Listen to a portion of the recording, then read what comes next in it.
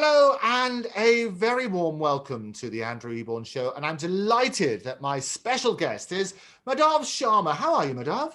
Hello, good morning. I'm very well, thank you, and I hope you are too. And it's wonderful to see you. It's always a joy. And what I love about these one-to-one, this sort of new Zoom age, is it feels that sort of new intimacy. How have you adapted effectively to lockdown over the last several months? Well, I've been very lucky because when I live on my own anyway and have done for a few years, therefore I'm quite used to my own company. And I like the fact, you see, when I was a boy in India, I used to long to be alone because you were never alone wherever you went. There were, you went to the park, there were people there. You would go anywhere, you were never totally alone. And therefore, my only ambition here was I wanted a space that was my own.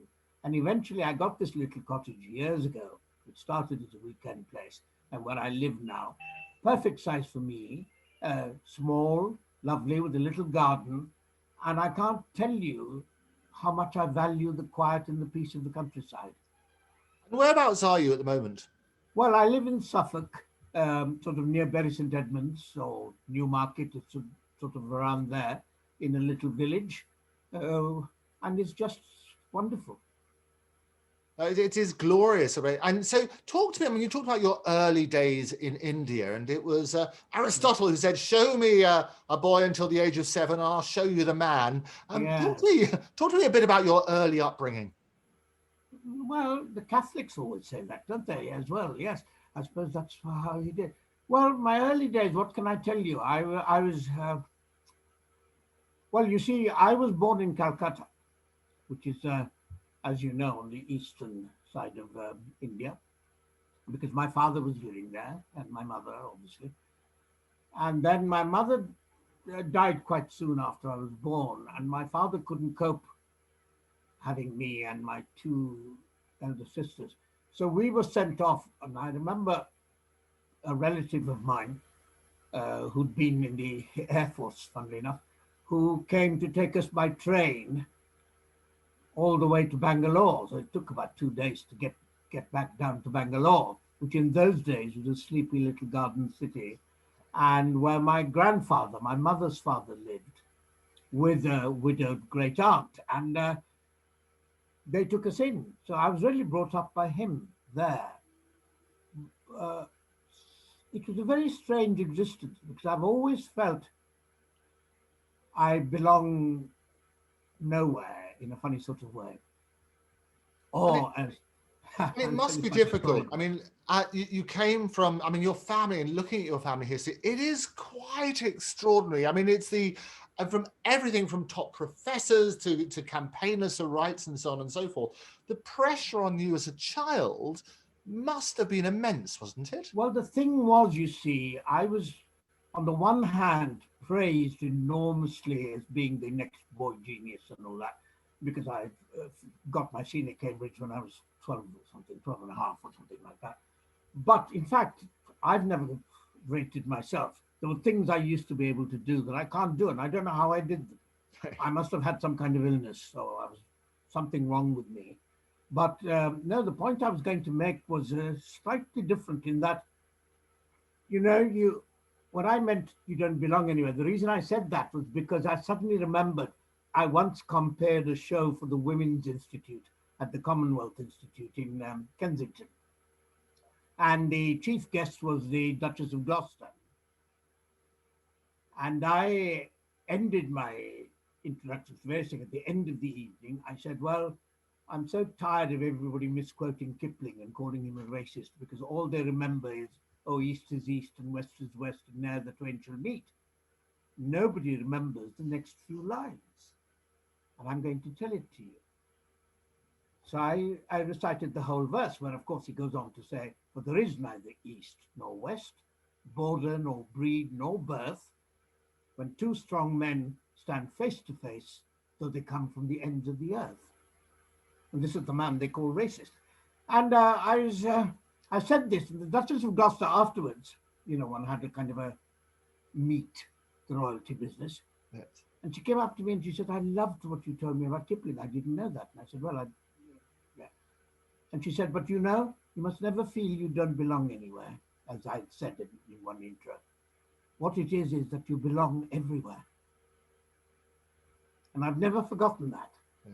I mean, it's great words. And actually, when you look at your career and you look at what you've done as a campaigner, if you like, for equality, a campaigner for acceptance, a campaigner for dealing with various issues and so on and so forth, did that come as a result of your upbringing? Because obviously your family were heavily involved in that sort of side as well.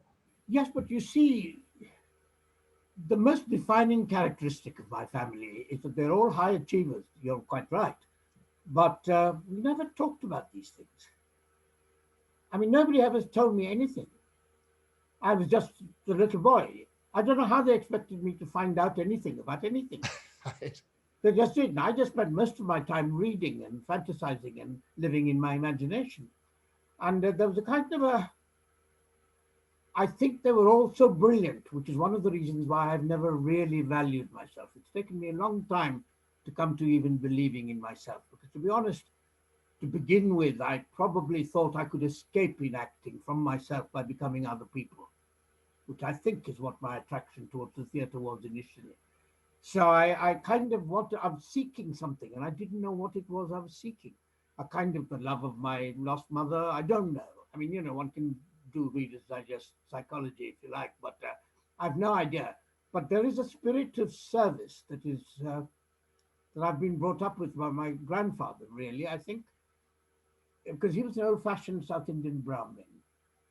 And I don't know if you know much about them, the Iyers and the Iyengars. There's a quality. There's a mathematician called Ramanujan, you may have heard of. He had that quality when he first was brought here to Cambridge. People couldn't understand how he got the answers to all these things. And he used to say, the goddess tells me. There is something about the fact that there was a kind of an innate thing. We didn't belong to any particular religion. Of course, we were. My grandfather is the only one who remained totally Hindu. I used to go to Sunday school with the Theosophists. I've explored lots of different religions and all that. But somehow what I've imbued is that I have a duty of some kind. I don't have a particular ideology to push, so I don't get on with everybody. I'm afraid I'm quite good at upsetting all these groups because they always say, join with us all, the collective is everything. But my grandfather and my great aunt once told me a story. Do you know the story about the elephant and the blind man? Remind us. Well, the group of blind men were taken to see an elephant, you see. And they went, and of course, the first one touched its trunk and said, oh, it's like a fountain. The other one touched one of the legs and said, oh, it's like an oak tree, isn't it? And another one, touched the ear and said, oh, it's flappy. And as my great aunt Mimi said to me, none of them were lying, but none of them were telling the truth. Because to find the truth, you have to step away from it. So now if you leave the elephant there and you come back and you stand, then you can see the whole animal. Then you can see what the truth might be. And that is something I believe in, that I don't think people are naturally nasty and greedy and awful. You see, and that's why I hate the confrontational nature of politics and so on, because everything is all one way or everything is all the other way. Well, life isn't like that. I find, anyway, for me, it's full of greys. And you're absolutely right, Madhav, is that when you look at things, and the trouble with today's society is that we're bombarded with all sorts of media messages. And as I say to my family, is that we need to get all of our information from many different sources. Because if you just go to one channel, all that's going to do is confirm your own beliefs and your own prejudices and everything else. I've spent all night watching the American election, so please forgive me if I'm looking a bit tired. It's because I haven't been to bed. And I kept switching channels all the time I had about 4 American channels. I watched Fox News and I watched NBC and ABC and CNN and PBS, and I watched the BBC. And it was very interesting to watch the same things being talked about from different perspectives. Each of them thinking their perspective was the only thing that mattered. Of course, they were telling the truth. Right. I don't think they were deliberately lying. Maybe there are people in this world, I'm sure, who try and manipulate other people. I mean, even Trump, I mean, the British press, if you were to believe them, he's some kind of a Satan or something. Well, I don't think so. I think he's a radical in a strange way. In a strange way, what he's doing, isn't it interesting that he's supposed to be the right wing man, and he's very, very radical in that he's trying to break all these comfortable cabals. So he parodies being the president. He says, doesn't matter what I say, it's a Yeah. joke. And No, then, you're right. He is the master media manipulator, isn't he? oh, well, I think he's very, very clever in the way that some people just are. That means they're either narcissistic and are ill, or they're geniuses. I mean, you can take it whichever way you like. Yeah. It depends on how far you allow them to get and where you stop. And the British tradition, of course, is that, and so is the Indian tradition, which is why India and Britain get on very well. They're both full of hierarchies, you know. And the purpose of the hierarchies is never to let you get above yourself. So you always, so if you come top of the class, but you've got 98% in maths, the first thing my grandfather would say was, what happened to the other 2%? Because the idea was you never start believing that you are somehow exceptional. And it is an extraordinary sort of way of doing things. And as I say, I mean, your family, it is absolutely remarkable in terms of virtually every relative. When I look through your family tree, they are such high achievers. I mean, were you close as a family? Oh, yes. I mean, we spent, well, there was particularly, my mother had two sisters, and their children and I, of course, are particularly friendly, which is why I refer to them as brothers and sisters. Right. I can't call them cousins. Yeah. Now, everybody laughs at Indians for saying cousin brother, but when you've slept on a bedroll in the same room as 7 of your siblings or whatever, you can't call them anything but brother or sister, I'm afraid. Right. So you see, the British have a way, and the West generally has a way of thinking everything began and ended with them. You know, we tend to be a bit arrogant here. The good thing about India is that we know that everything has been before. And somehow I must have absorbed that.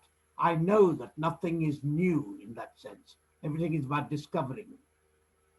There's also this strange belief that I've got from somewhere that everything is within you. And if I need to find something or look for something, I just stop. And if I'm trying to prepare a role, I don't do what young actors do. Just to go, I'll say the line like this. I remember working with one rather famous actor now, who was playing the leading role in a television series, and I was his assistant, who came up to me and he said, "You're not saying that line like that, are you?" And I said, "Yes. Why? Is it wrong?" He said, "Well, you see, if you do that, I can't do this." And that's a very effective moment for me. And I want the camera to come to me there. And I went, "Oh, okay, well, I'll do whatever I'm told by the director, of course." But in life, I find people never say the things to me that I expect them to say to me. Right. And I think it is that element of surprise. I mean, and looking at some of your relatives as well, and as you said, the learning from all of them, and the approach that you yourself have to life and the profession. And your part of your family worked with Gandhi as well. I think there was over 100. Talk to me about that side.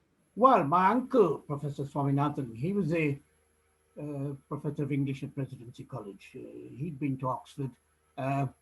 He edited an Indian newspaper, the Indian Express, for a while. He was appointed to collect all Gandhi's works, and the Indian government now has published a 100-volume edition of all Gandhi's sayings, writings from speeches, from writings, or everything put together. And he did that. It's a monumental task. Huge. And of course, Gandhi, for my generation, meant something that today's Indians don't seem to understand. And Northern Indians haven't always understood. There is a kind of a left-wing attitude among some parts of India, say particularly Bengal, for example, who believe that Gandhi is unimportant. And today, I mean, one of the saddest things when I went to India recently was to see all his statues being torn down and statues of Subhash Chandra Bose being put up, etc., whom I actually went to the same college I did in Calcutta at one time, but I didn't rate them. It depends on how you view life, whether you view everything as a fight, or whether you really believe that there is a moral dimension to things. And people go, oh, but he wasn't a very moral man. Yes, I know, and he knew that he wasn't a very moral man. But how many people bother to read my Experiments with Truth, his autobiography? If you read it, I think it's impossible to read it without changing yourself in some way. It says we're all flawed. The question is we either judge each other or we step away from that judgment of the other and do what is right, which is why I believe, for some reason, I don't know, I could try and rationalize it for you, that the best way to change the world is to change yourself. And it's by example and by being the kind of person you are that you affect people's lives. I'm tired of people spouting ideology, people giving me theories, none of which, they all sound good to me. Yes, Christianity, Karl Marx, whether it's religion, whether it's politics, whether it's whoever it is, Milton Friedman, monetarism, whatever you like. At the end of the day, none of that, people say, oh, you can't achieve anything except from your own, except in a collective way. But actually, when you look at it, all the great innovations have come from individuals who at the time were mocked or weren't part of the mainstream in a funny sort of way. Not that they didn't agree that there are many ways, if you believe there are many roads to Mecca, so to speak, then there are. So I don't waste my time judging my fellow human being. I just am who I am. I take people at face value. Frequently make the mistake of doing that, and I occasionally get cheated, and I get my heart broken nearly always, because I expect the best of everybody. Yeah. But that way, I've found some of the jewels in my life, my friends, I wouldn't be alive today but for the kindness of strangers. Andrew, call it outrageous fortune if you like, but the kindness of people, the basic humanity of people. And I think if you allow people to be kind and nice to you, they usually are. And if you're nice to them, they're fine. So I'll be nice to them, whoever they are. Yeah. They always say, if you can be anything in this world, be kind. I think the Dalai Lama is particularly right about that. My nephew, Pika, he's written a biography of the Dalai Lama. Yes. Because he traveled with him for a year and wrote this book about him. And he's not a Buddhist. He's a bit like me in that he doesn't nail his masts to one flag, but he's highly brilliant. When he was a boy, used to be blindfold and play chess. I mean, and he was a king's scholar at Eton. And my family have all achieved things with no money, by the way. They all did it because the money, it's part of our tradition that you have to, see, the Brahmin tradition used to be, and this is the funny thing, they'd all tell you that they're not religious. And yet their lives are led like monks in a way. Everything is about for other people. So the family would meet, and I don't know who made the decisions, but somebody, if I wanted a new pair of shoes, I'd talk to my great aunt, who would talk to somebody, and somehow they'd arrive eventually when it was the right time. Right. It's kind of, there was no showing off of wealth or anything like that because we never had any. I lived in a little bungalow at the back of a temple with an open ground. I used to walk barefoot everywhere.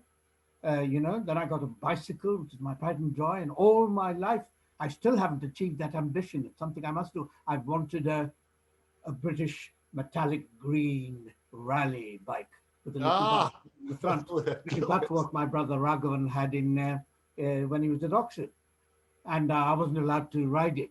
I had a second-hand Philips, you see. We always had to reuse things. We had hand-me-downs for clothes. And you can either say, oh, God, I'm so deprived and nobody's there. And when I was young, I just thought nobody loved me, which is untrue because they sacrificed everything for me.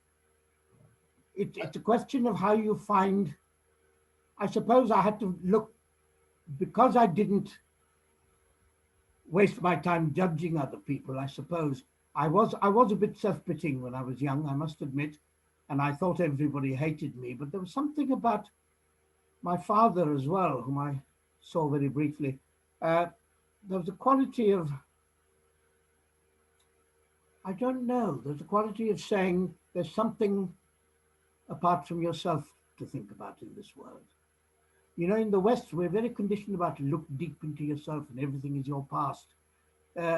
I somehow believe that the present is more important than the past or the future.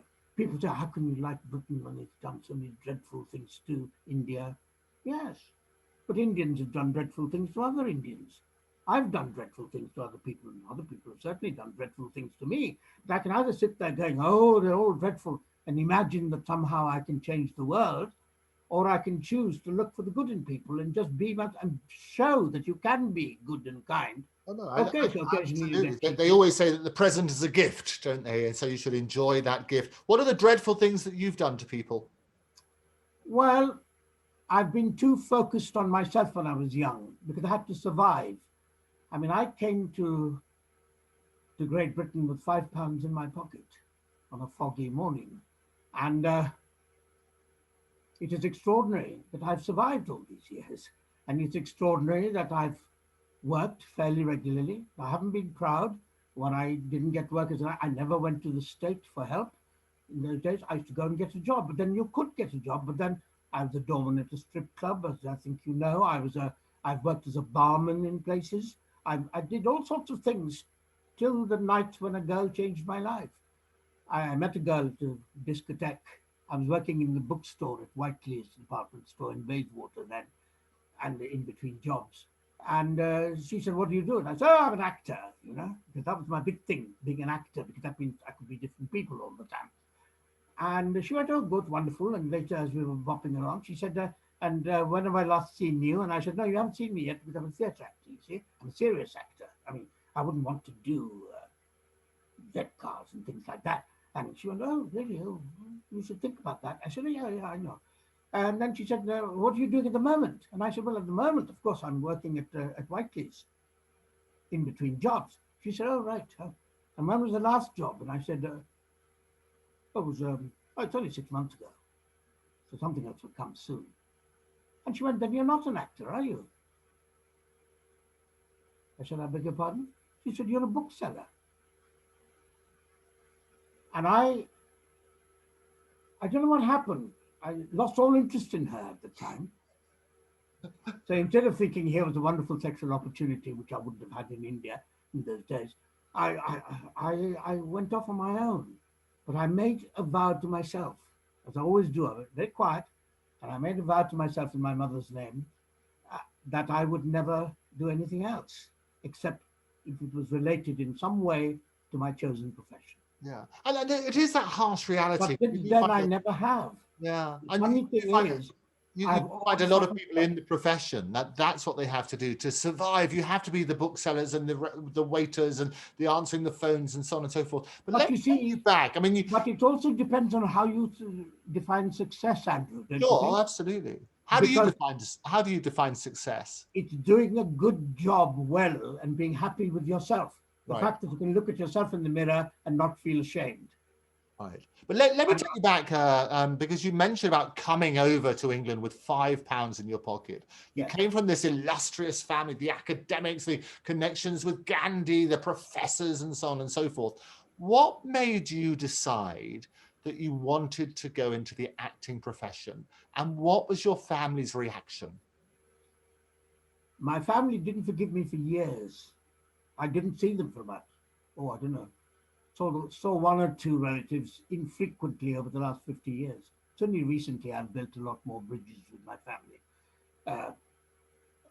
Some of them I kept in touch with occasionally. Like when I got married, I sent them all a piece of cake, but none of them came to the wedding, for example, and things like that. But that's because I think I hurt them.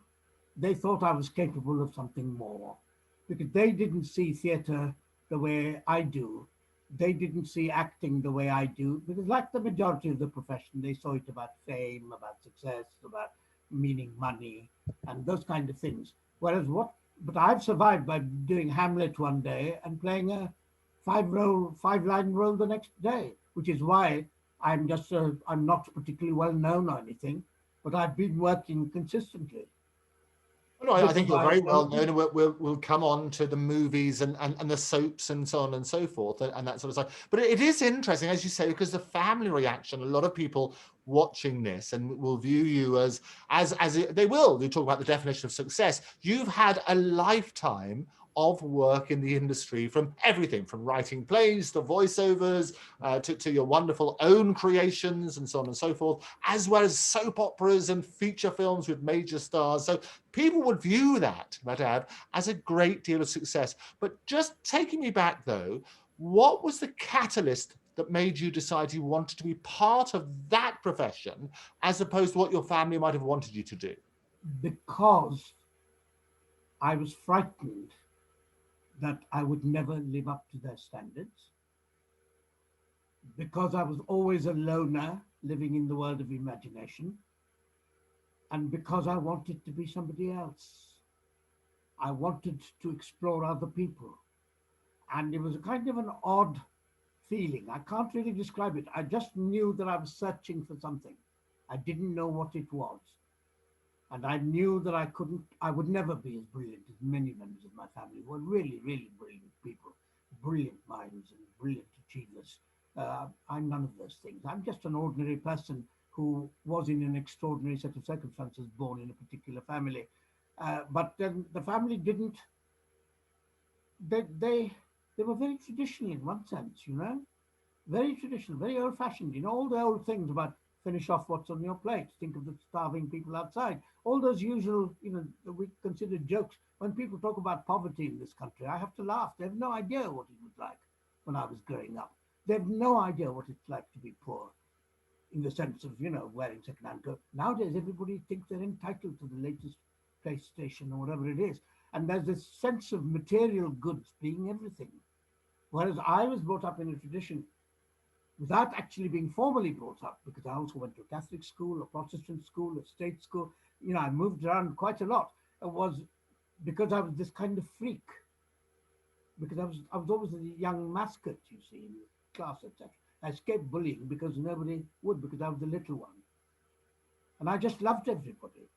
And of course, in India, you know, you could walk around with your best friends with your arms around each other, and nobody thought that was being gay, because the thought didn't even enter my head, you know? So it's kind of, it's about a belief in a kind of a general quality of love for humanity. That I had. What I found very particularly difficult was finding that love in the normal ways, like with the family. I admired them and I loved them intellectually, but I didn't know how much I loved them till much later, much later. I was so obsessed with needing to survive and finding something to contribute. And in the end, I thought I'd become like a sort of mendicant. In a way, it's not my contribution that's going to make their lives wonderful. It's the fact that I can serve at all. And the fact that it's in the act of service that you serve. It's not by what you receive. Therefore, it shouldn't be. So, you know, curious sort of way. I'm sorry if it all sounds a bit pious, but I don't mean it. Doesn't sound pious. I mean, it's interesting, as you say, and people get a better idea of the person that you are. But people don't believe you, you see, when you tell them the truth. People like you, people that are not really interested in the detail. Because most people, it's like emails, you know. I take great care with everything I do. And people sometimes ask me questions about it, which I already answered. Oh no! All they have to do is read it. See, Yes, oh no, I'm like you, as you know. I'm very much a detailed man. It's part of my training as a lawyer, if you like, isn't it? But you've done lots of different things in your life, haven't you? No, absolutely. And you look beneath that sort of side, but it's still just going back to that moment. So there was that insecurity coming from a very powerful family, if you like, high achievers. There is that pressure. You were looking for your own self-worth, if you like. Was there a particular moment when you thought, I would like to be an actor? I know when I first enjoyed it, which was when I was at college in Calcutta, because my principal used to do scenes from Shakespeare, he and his wife, and they used to adopt me, and so I used to be the third person. But there was I was a debater. I was a very good debater in those days. I won every prize going all over the country, and I did international debating competitions and all that. So there was something about a love that was generalized, which isn't really love at all. There was something about that approval which made me feel it's all right, I'm not a total wasted space. I know that sounds very very self-regarding, but I needed to believe in myself. And it was very hard. And I found it by playing. The first time I played Andrew Aguchi, I'll never forget the pleasure I had. Andrew Aguchi, who would cast me as that? Blonde-haired, blue-eyed, vague Englishman. But I'll never forget the thrill I felt when, in a comic scene with Sir Toby Belch, I suddenly had to turn around and say to the audience, well, I was adored once too. And the entire audience stopped laughing. And several letters I got afterwards from people saying, oh, you touched me at that moment. And I realized that I had the ability to reach people in some way. It wasn't me, it was Shakespeare who was reaching out to them. I was merely the conduit. So once you see yourself as a conduit for bigger forces, it's not so much about you and what you decide. It's more about where you're led in a funny way. I don't believe in some old man in a beard up there telling he'd have more important things to do than to decide what I do every single moment.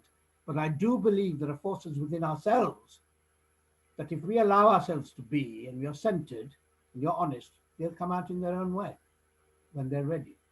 So that's, I think, but I didn't know all this. I started because I wanted to play different roles. I could play Aguchik one day, I could play Rodrigo in Othello the next, I could play, sometimes in the same play I played 3 or 4 parts because we were only a small company of actors. And it was kind of extraordinary. It was an extraordinary moment. And the Kendalls, Geoffrey Kendall and Laura Little, whose company it was, their daughter Felicity became a very famous actress in Britain, and the other daughter Jennifer, of course, married the Indian film star Shashi Kapoor, and she made a beautiful film called 30 Charangi Lane, in which she played the lead as well. So they're a very talented family. And it's strange, but Mr. Kendall said to me, don't go to England. And I said, why? And he said, it'll break your heart. And in a way, he was right. Because you see, what we in the West consider sentimentality, here it's about what we don't say. It's about what you hold back. It's like a performance, if you like. I've always been I wear my heart on my sleeve. I give everything as a means of hiding, if you see what I mean.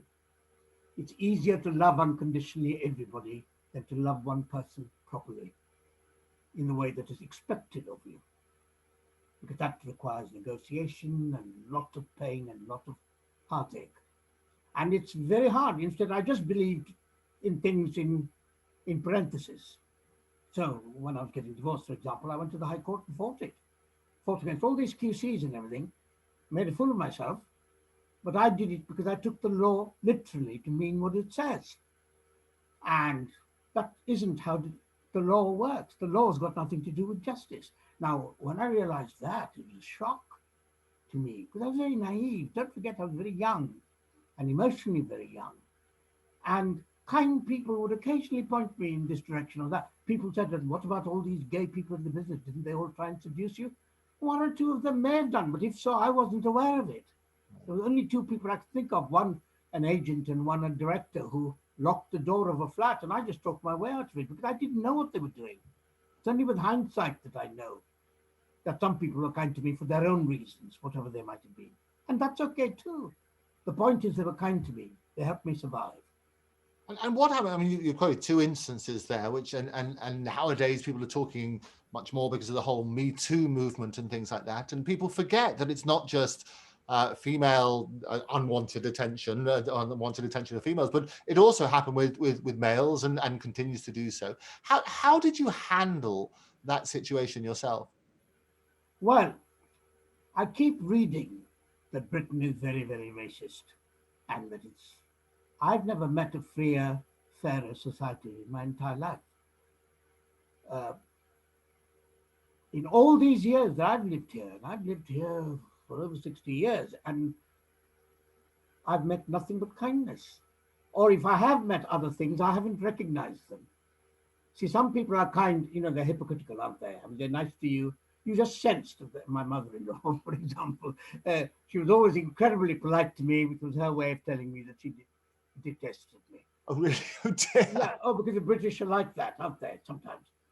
We English are taught that you must be polite to strangers. The only people you can be rude to are the people you really love, which is why they have this peculiar sense of humor where with their best friends they say, "Oh, come on, you old bastard," or whatever.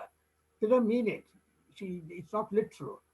It's a kind of a code, and every class has its own codes of behavior. So some people mean this when they say that. Some people mean that when they say that.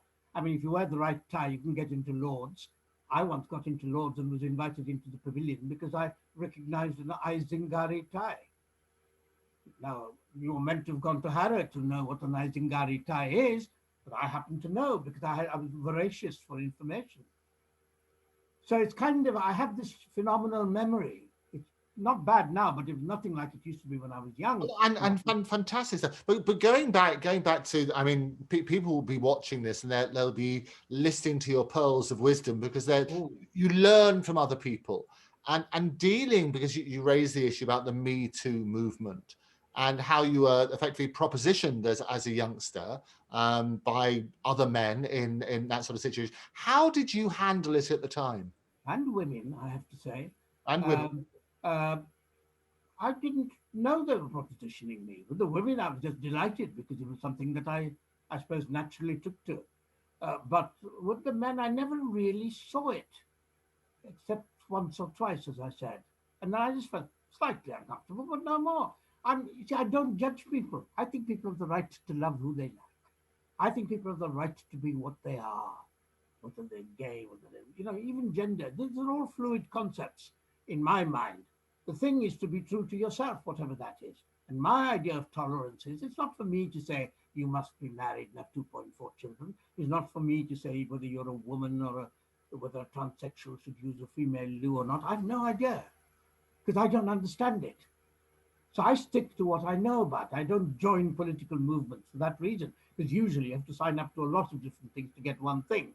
And in the early days, I used to, when I was involved in equity, etc. I was naive. I just wanted to help my fellow actors. And I thought by helping all my fellow actors, they would all help me. They all took the help, but very few of them helped me when I needed help. And I think it's more to do, as you say, with just this particular thing. You're right, and it's good. People can do what they like. It's not about other things. We're far more accepting. It's about the fact that it's not about what you get from what you do. Yeah, absolutely. I think it's more when there's this, and because you touched on it, the unwanted attention, and I think that's the difference, because it's the element of choice, and we hear a lot now about the profession and casting couches. And then Alina, who introduced us very kindly, she spoke about that sort of stage. It was almost everywhere. It was ubiquitous, the casting couch. And people always think that it was the females who were getting the unwanted attention, but it was also, and still is, to a certain extent, the males as well, isn't it? Oh, our industry is totally dominated by the gay community. It is true. So what? I mean, I don't care. I have friends who are gay. So what? Well, yeah, and I think people have no problem with that at all. I think it's when it's the unwanted attention. I think yes, but what happens is that what I think is wrong is when people use power to coerce other people. Yeah. Whatever gender they are, and for whatever reason they do it. And power is a dreadful thing to have, I think. The more I watch it in other people, because there's something seems to happen to them. They either get too arrogant with it, or they always go a little too far. So I'm finally beginning to recognize what my grandfather said about the fact that it's not about, if you have power, it's there for one reason. It's given to you for a reason. So find the reason. Don't use it for yourself, because if you use it for yourself, you're diminishing the power, actually. Yeah. There's an old, I must tell you the story. There's an old Etonian who's now one of the top beaks, they call them, I believe, the top masters there, whose daughter was going out with the son of a friend of mine locally in Suffolk. And I was talking to Stumpy, and I said, oh, Eton, yes, I have a nephew who's there. I hadn't seen him then for quite a while, since he'd been a little boy. My nephew went there, and etc. And she said, oh, really? And I said, yes, he was a King's Scholar. And she went and looked it up. And she said, oh, God, yes, he was. Be quiet. He taught at Oxford and then at Harvard, and he did this and he did that. I said, yes. And she said, and I said, listen, why do you always so left-wing? And I said, am I? She said, yes, you're always progressive. You're always trying to right wrongs, etc. And I said, yes, but isn't that normal? Isn't that what you have to do? She said, yes and no, but you do know that character is more important than intelligence. I said, what? She said, look, your nephew is a king's scholar, and scholars tend to look down on oppidans, who are the people whose parents have paid for them to go there. Why do you think the school treats oppidans better than it treats the king's scholars? Why do you think the empire, how do you think the empire was built? Why are the prime ministers all oppidans, but the chancellors, the brains behind, are always scholars? The scholar is meant to use the knowledge to serve other people. The other one, the oppidan, is just there because his character. You can rely on him to do what he's been told to do. So you train them up to be the best governor general or the best this or the best whatever, and they do it unquestioningly. And when you read Orwell, for example, you know, there's that lovely short story which I once did for American radio about Orwell and this man, an Indian doctor he befriends in Burma, whose lifelong ambition is to join the British Club. And Orwell says, when proposing, and he justifies it by saying, oh no, you wouldn't like it. But it's actually being very patronizing in one sense because he's doing it out of a good intention. He's trying to save the man the humiliation of going there and being laughed at, which is something Forster writes about, of course, in Passage to India, where the boy who gives the stud is made fun of, which is why I hated the way David Lean directed it, because it was a very colonial point of view, whereas the book is very anti-colonial. It's about something else. But England's always had those two sides going side by side. For every awful administrative head that I can name, from whichever party you choose, there have been some wonderful people. And that's where the adversarial system comes into play. And it is true that at the end of the day, character is more important. Now, you can either use it selflessly, or you can allow it to be used on behalf of some greater cause, whether it be your country, whether it be humanity, whatever it might be. And that's the first time anybody has said me, because all my life I've felt inferior, because my family are all so intelligent. And I've always felt inferior. And Stumpy Henderson, whose father was the chap at Eton, taught me that so what? There are some people who are just very good at one thing. I mean, you know, this is why I get very upset about people who want to tear down the statue of so-and-so outside Broadcasting House. Eric Gill, for example, whose personal life was appalling. You can either try and judge everybody by your standards and try and make them conform, or you love the creations that they offer you. In which case, you don't make a big fuss about the person who creates. Which is why I think that people say, oh, I want to see this because it has Laurence Olivier in it, or Vivian Leader. Laurence Olivier has given some appalling performances, and I've seen many of them on film. And it is extraordinary, and we've touched on this in earlier interviews about people are obsessed with celebrity, and it's not about that, it's about the work and so on and so forth. But talking about taking advice, and I think we're getting a much better, a much clearer picture of where you're coming from. Mr. Kendall, Felicity's dad, told you not to come to England. You disregarded that advice. What happened? You said you had £5 in your pocket. I disregarded that advice because I don't know what it was. It was as if I had no choice in the matter. I just knew I had to go. I just read in the papers in Singapore, in fact, when I first left the company, I'd read that the immigration laws were coming in soon. Because till then, you see, if you're a Commonwealth citizen, you're British, of course. So, you know, even though India had become independent, we were allowed to come and go as we liked because we were members of the Commonwealth. And that was going to be changed. And Harold Wilson, I think it was the Prime Minister who was going to change it at the time, or enact it, whether it was his idea or not, I have no idea.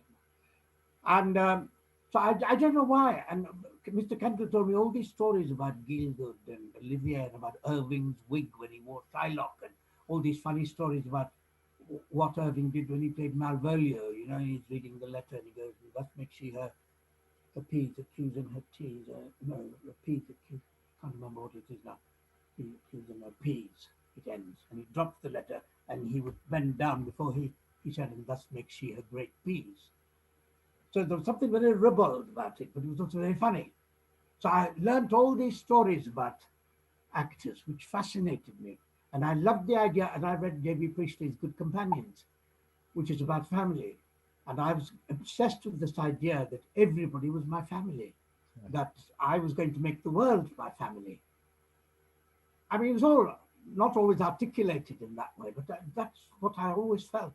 I still do, even though I know that I'm stupid and that that isn't the way it is for most people. And I don't judge them for believing what they believe. That's fine. But that's not what I believe.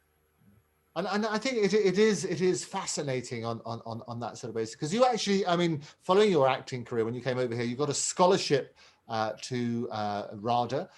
Talk to me how that came about. Well, that happened quite early on, actually. I was working at this strip club run by Larry the Greek in St. Anne's Court in Soho.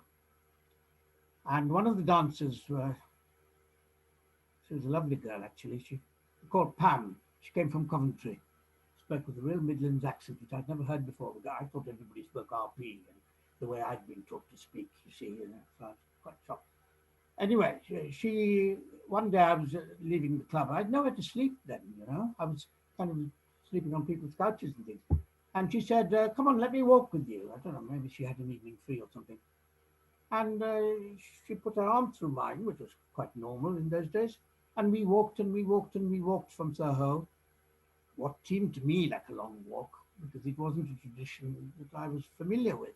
And we walked all the way to Bayswater, and we looked in all the windows and saw all these adverts for bed sitting rooms. And I said, oh yes, I remember that one.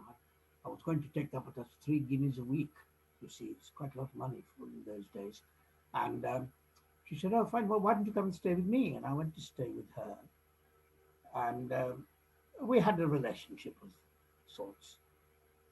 And she said to me, and what do you really want to do with your life? And I said, I'm an actor. She said, well, then you've got to go to RADA, ain't you?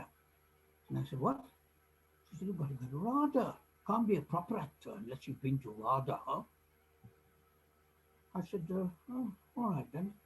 I suppose I will. I mean, but I've been an actor for 2 years. I've been with the Kennedys. I've been all around the world. I've played before kings, before in palaces, and I've played in the slums. I've played in the market, open air markets in Hong Kong. She said, no, no, no, no, no. And one day she said, come on, I'll take you. And she took me by the hand, because they always came at midday, although the shows didn't start till 2 o'clock, I think they were. And she just took me by the hand and took me to Gower Street and said, here you are, in you go. And I went up the steps, and there was this big sergeant man there who said, yep, what can I do for you, sir? And I said, well, I don't know. I believe this is the RADA, the Royal Academy of Dramatic Art. Well, I'm an actor, you see, so that's why I'm here. And call it what you will. I played his fortune, somebody making it happen. I have no idea. That very moment, John Fernald, who was then the principal, came out. He was going to his office, which was then just around the corner. And I think on the first floor, I can't remember now. Yes. And he said, yes, can I help you? And I said, well, sir, I'm an actor. And the young lady brought me here and was saying, you're the person I should see. He said, yes, yes, yes, sir. Well, we're an acting school. I said, oh, no, I'm a professional actor. I've been doing it for 2.5 years or whatever it was by then. And he said, never mind, listen, why don't you come on Friday? We're auditioning some people. Come and, do some Shakespeare for me. I said, okay, sir. So I went off and I came back on the Friday. She seemed very excited that I'd done it. You had to pay an entry fee to audition. And I can't remember how much it was, but I think it was something like £5 or 5 guineas. And she paid it for me, Pam. And I went on stage and they said, right, now would you like to do a speech? What have you prepared? And I said, oh, I haven't prepared anything. What do you want me to do? They said, what have you just been doing? I said, well, I told them all the plays. I did Merchant Venice, I did Twelfth Night, I did this. Which part? Oh, I played this part, that part, that. And they went, well, I'll do us a bit of Shylock then. So I turned around and I said, did a bit of Shylock for them. I just imitated Geoffrey Kendall, really, the one about the Jew not eyes, that one. And they went, very good, okay. And Miss Fernand said, can you come back the following, whatever it was? I can't remember the days, either Tuesday or Friday or something. Anyway, I went back there and they said, do another speech. And I said, what, do you want me to do the same speech again? They said, it's boring. Why can't I do another speech? So they said, yeah, do it from another play. I said, which play would you like? And they said, all right, stick to the Merchant of Venice. Can you do any other speech on the Merchant of Venice? I said, yes, I can do Morocco. And he said, can you? I said, yes, of course. And he said, go on then. And I went, mislike me not for my complexion, the shadowed livery of the burnished sun, to whom I'm a neighbour near bred. And they were just gobsmacked. I don't know why, I'd done it hundreds of times by then. And they went fine, and it came on the, Robin Ray was one of the people who were judging me. Peter Barkwith was there, who became a very good friend. But anyway, they came up on stage, and then Mr. Kendall said, well, we've already decided you're in, okay? Now, how are you going to pay for it? I said, pay for it? What do you mean you're going to pay for it? I can't pay for it. He said, what are you doing? I said, I work in a strip club, sir, I'm the doorman. And Pam, the stripper, is the girl who brought me here. He said, oh, okay, well, leave it with me. And miraculously, I got a scholarship. But the scholarship didn't pay for me to eat and live. So I used to spend my lunchtimes with, there used to be a coffee bar called the Cocaine around the corner, which is now a bookshop called Dillon's or something, big thing. But there used to be a coffee shop there. And I used to go there in lunchtime and be the waiter because they used to give you tips. Only because I was always nice. If somebody asked for a glass of water, I gave them the glass of water. I wasn't a professional waiter, you know, who just was looking for tips. And I was so surprised the first time I was tipped. And then I found I was making quite a lot of money. So that's how I started. Brilliant. Well, next time, the time has flown by today. Yes, I'm sorry I've been rabbiting on a bit. Oh no, we love it when you rabbit. We like a good rabbit. So next time when you come on, we're going to find out much more about your career and everything else. But for today, so you know, if it's about anything particular, we'll talk about that. oh, we're going to. what you'll find, Madhav, is that we have so many regulars on the Andrew Eborn show who come back and recount their glorious tales, and I can tell it will be an absolute honour to have you as one of the regulars. So we're going to find out a lot more. We will leave it at RADA. It's a lovely moment to do that. But for now, Madhav Sharma, thank you very much for being my guest. Thank you, Andrew. Take care. Bye-bye. Bye.